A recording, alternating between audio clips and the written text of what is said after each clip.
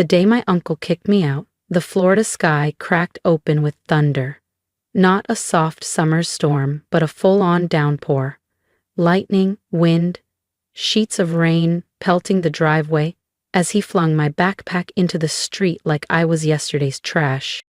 No niece of mine is going to waste her potential on some low-level tech job, he shouted, gripping the resignation letter I'd left on his desk at the family accounting firm. His voice echoed across the coral-colored stucco walls of our Tampa estate. We are a family of professionals, Camila. Doctors, CPAs, executives, not IT support. I watched my backpack hit the puddles, knowing my prototype code, the very start of a tool I designed to combat financial fraud, was safely saved to the cloud. But it still hurt. That bag had my laptop, my journals, and the last bit of comfort from the only home I'd ever known. Tio, please, I said quietly. The entry-level job at FinSafe is just a foot in the door. I've got a roadmap. A roadmap? He barked out a bitter laugh.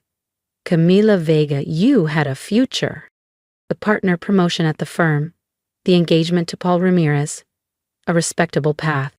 Not this ridiculous startup dream. My aunt lingered in the doorway, biting her lip. Paul's family invited us to brunch on Sunday. He still wants to talk to you. I canceled the engagement because I want my own career, Tia. I don't want to marry into stability. I want to build it. His face hardened. You're throwing away a finance degree from Wharton to answer tech support tickets? To be a nobody? If he'd bothered reading my business plan, he would have known that job was my way into FinSafe's infrastructure, so I could learn their weaknesses, so I could build something better. But he never listened. Go, he said, ice in his voice. You want to chase nonsense? Fine. Just don't expect us to catch you when it fails. Mateo, my aunt whispered. He slammed the door behind him.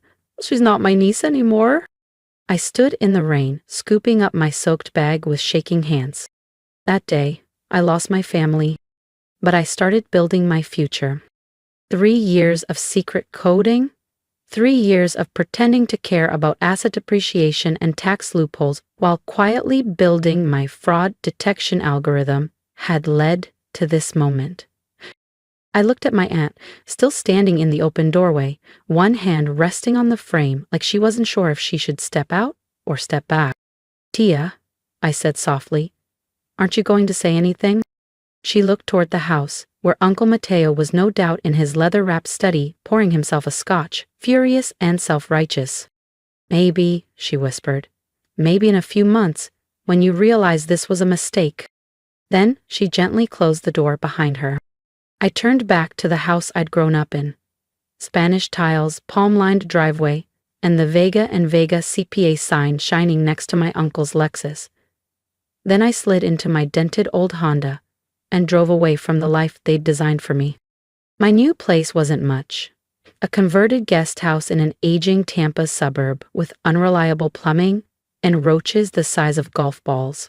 But it had fiber internet and just enough room for my monitors and towers. The entry-level tech support job at FinSafe paid scraps, but I wasn't in it for the money. Every day, I answered tickets about crashed browsers and frozen dashboards, but behind that headset, I was watching, learning, mapping the architecture of their systems, how their protections worked, and how they didn't. At night, I coded. The algorithm I started building in Excel macros during audit reviews was evolving. Now, it was a dynamic fraud prevention model, one that could recognize subtle patterns and shut them down before they turned into breaches. 2 months in, I got a call from Paul. Camila, this has gone far enough. My father says your uncle might take you back. We can still do the wedding, just put this fantasy behind you. I hung up, blocked his number. 6 months after I left, it happened. During a random QA scan, my tool flagged a buried exploit in their system, something their top-tier defenses had missed. Quietly, I reported it. 2 days later, I was summoned to a glass-walled office overlooking downtown. Mrs. Alvarez, the head of cybersecurity, folded her hands. Can you explain how you found this? I met her eyes. Actually, I've been developing a new protocol. I can show you. 3 hours later, I walked out with my first development contract. Small, but it was mine. Enough to leave support and go full-time into building what I believed in. That night, I sent my uncle and aunt an email titled, "Update, I'm not coming back." The response came from my aunt's email, but every word dripped with my uncle Mateo's tone. Tech support to junior developer. Hardly the kind of legacy we envisioned for a Wharton graduate. The Ramirezes asked about you at brunch. Paul is still unmarried.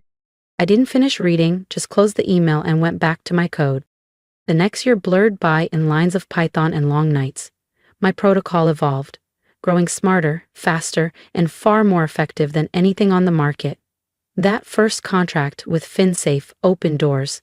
Then came inquiries from Stripe, then Apple, then a quiet email from someone at the Department of Defense. I left the converted guest house behind and moved into a modest condo, then a bigger one, then a sleek loft in Tampa's budding tech corridor. I brought on one developer, then 3 more, then a team of 50. That VegaGuard Systems was born. But I kept my name off every filing. Let them think some anonymous cybersecurity prodigy was behind it. I had my reasons. My aunt's messages trickled in every few months, mostly links to bar association galas or articles about Paul Ramirez's political ambitions. I archived them without opening a single one. Meanwhile, offers poured in. Acquisitions, VC deals, billion-dollar buyouts. I turned them all down. I wanted control, I earned control. As headlines swirled about the mysterious founder of VegaGuard, I hired a charismatic CEO named Tyler Hunt to be the face. He was perfect for interviews and investor calls. I stayed underground, coding, testing, improving. One afternoon, my chief of staff, Serena, knocked and peeked into my office. "Camila, Forbes is asking again. They're doing the 30 under 30 list." "Tell them to talk to Tyler," I said, eyes still on my screen. "They don't want Tyler, they know. They're publishing with or without you." I froze. "How?" I asked. "Probably that intern from FinSafe. He never signed the right NDA." I leaned back in my chair, imagining my uncle's face the day he shoved my laptop into the rain. All those emails, all those warnings. "Fine," I said. "I'll do it, but I have one condition." 2 weeks later, I sat in my glass-walled office, holding an advance copy of Forbes, across the cover in bold print. Camila Vega, 26-year-old founder of VegaGuard Systems, youngest self-made cybersecurity billionaire. My phone buzzed, my aunt's name. I watched it ring, then let it go to voicemail. If you've ever been underestimated, judged, or told your dreams were unrealistic, hit subscribe, because Camila's story isn't over. And neither is yours. The Forbes article dropped on a Tuesday. By Wednesday morning, Uncle Mateo's accounting firm had lost 3 of its biggest corporate clients to firms using modern cybersecurity solutions. By Thursday, they'd lost 5 more. My phone? It hadn't stopped buzzing. My aunt had called 37 times, my uncle 18. Even Paul Ramirez had tried messaging me on LinkedIn, no doubt after hearing his father's consulting group lost 2 contracts over security concerns. Friday morning, Serena popped her head into my office. "Camila, your uncle and aunt are downstairs." I glanced up from my workstation. "Here." "They ma brought back up," she said carefully. "The Ramirezes. Both senior and junior." Of course they had. This wasn't a family visit. This was business. Desperate, last-ditch business. "They're not on the schedule," I said, tightening the belt on my blazer. "No, but your uncle tried to strong-arm the security team with legal jargon. Your aunt's crying." I turned toward the window. 3 buildings now bore VegaGuard's logo. "Send them up," I said, "and activate Protocol Rosa." Protocol Rosa, my personal favorite, was named after my grandmother, the only one who believed in me. She secretly bought me my first computer. Now her name was tied to a live visual demonstration of every breach we'd prevented in the last 24 hours. As the elevator climbed to the 30th floor, screens across my office lit up in sync.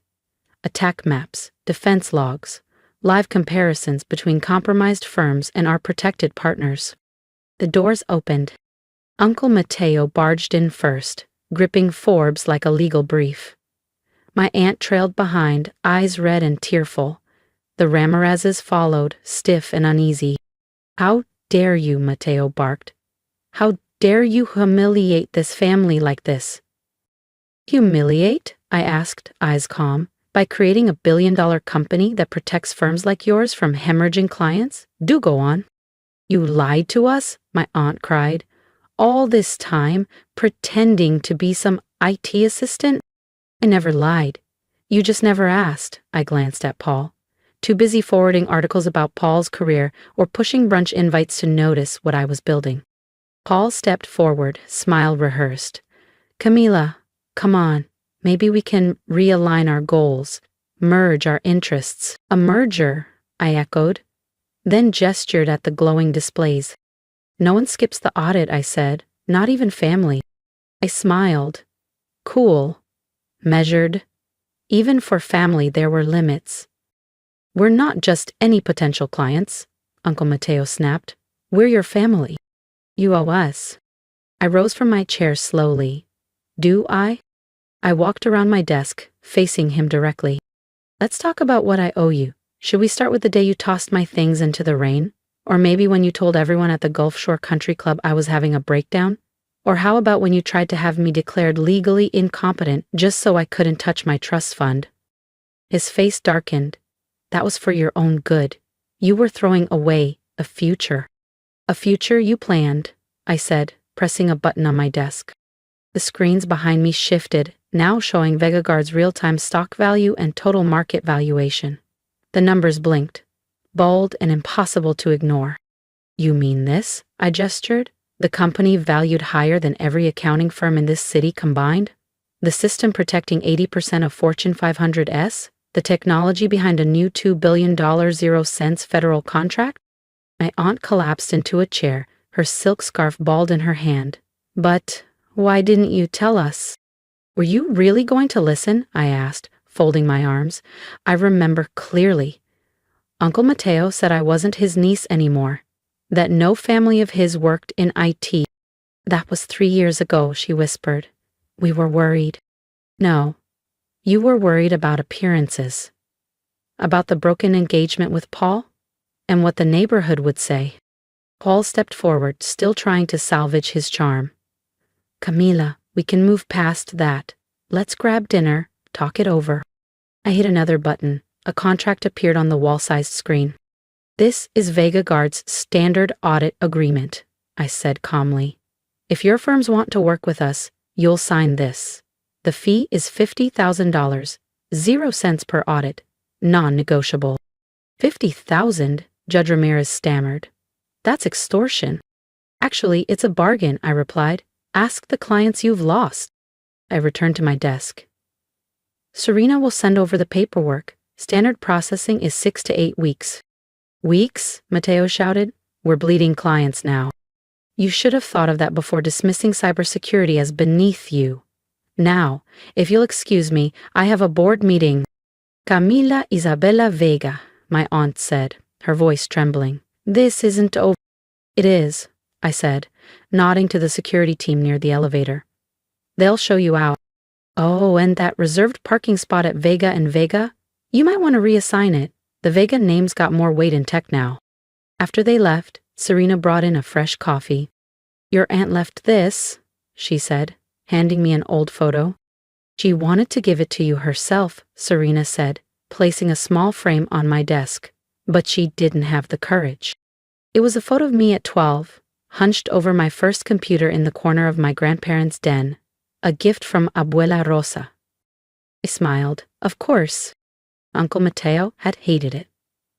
"Computers will rot her brain," he'd scoffed. But Abuela Rosa had leaned in close and whispered, "Keep going, mija." Then she slipped me books about logic gates and C++ under the table at family dinners. "Some people build empires with spreadsheets," she'd told me. "You'll build yours with code." I propped the photo beside the Forbes cover on my desk. On one side, a 12-year-old girl dreaming in front of a clunky monitor. On the other, a woman who turned those dreams into billions. The following weeks brought wave after wave of attempted reconciliation. My aunt emailed daily, shifting from guilt to bargaining to subtle manipulation. Uncle Mateo's firm submitted to our full audit, paid in full. Paul Ramirez sent a sleek, cherry-red Tesla to my building. I donated it to a local girls in tech nonprofit. I stayed focused. We rolled out a revolutionary new protocol integrating adaptive AI, acquired 2 bleeding-edge startups. My net worth quietly doubled, then tripled. But none of it distracted me from the date I'd circled in my calendar, and heart, Abuela Rosa's birthday. The first since she passed. I visited her grave alone, placing a bundle of roses and a laminated copy of the Forbes issue beside her headstone. "You were right, Abuela," I whispered. "I built something bigger than they ever imagined." I stood in silence until I sensed movement behind me. "Aunt?" She looked smaller somehow, older, not scolding, not polished, just unsure. "The roses," she said gently. "That computer was her idea." "I know," she insisted. "Said she saw something in you. I was against it, but she said you had fire, the kind she recognized." She held out another photograph. Abuela and me, both laughing, wires tangled between us. "She left this for you. And?" "A letter." She hesitated. "I was supposed to give it to you, if you ever succeeded. But I didn't think you would, not in tech." I unfolded the note in Abuela Rosa's looping script. "Ni Camila, if you're reading this, you've already proven them wrong. I always knew you. Your parents don't know," the letter read. "They never understood that true success isn't about following traditions, it's about creating new ones.